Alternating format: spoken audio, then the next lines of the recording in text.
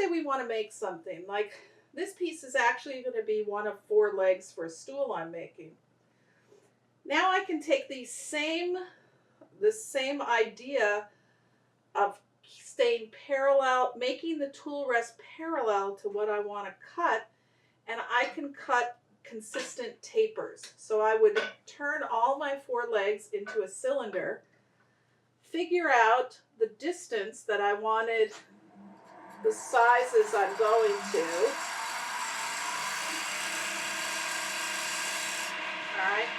So when I'm figuring out sizes, I set these calipers, and I'll just keep this one set for all 4, and that's going to go to that point right there. Okay. So now I know that my taper is going to start at 13 inches. So basically, I'm going to taper from here to here, and I want it to be consistent. So if I think about this tool rest being parallel to the actual line I want to cut, all I have to do is set the tool rest up so that I have the same distance from the inside of this tool rest to the line I want to cut. And it has to be the same here. So I just have to fuss with this a little and just go from here to here and from here to here.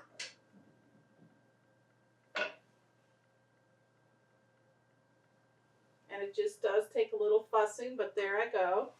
So now I've put the tool rest to the actual parallel line I want to cut. So now that I know I'm a machine, I know I'm going to connect this tool to the side of my body. And if I just keep moving, I'm going to touch right here, right? That's going to get touched, and then I'm not touching here.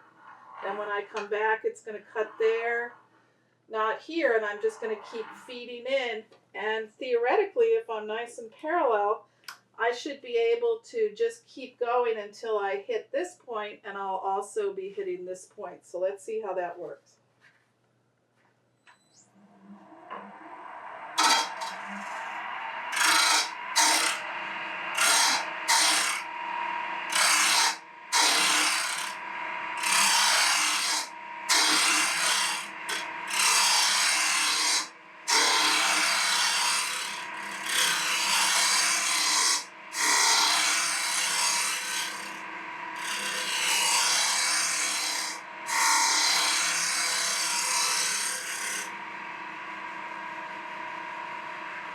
We always have to think about the direction of the grain, and once this grain was pretty straight, so once I'm cutting in a downward motion, I want to always cut from a high point to a low point, theoretically, to get the best cut.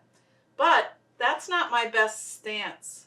So I'm going to break the rule, and I'm going to come back, and I'm not going to try to do a skew cut, but I'm going to turn the tool onto this flat edge, and I'm going to slow my motion down, keeping my finger on here, and do one final cut.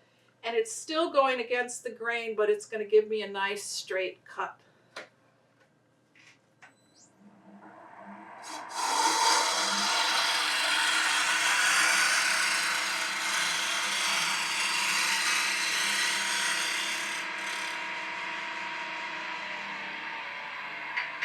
Then as I did each leg one at a time, I would just sand it, get it all sanded, take it off, leave this tool rest in the same place, put the next one on, do exactly the same, mark it here, make the same cut, and that's how I do 4 tapers exactly alike.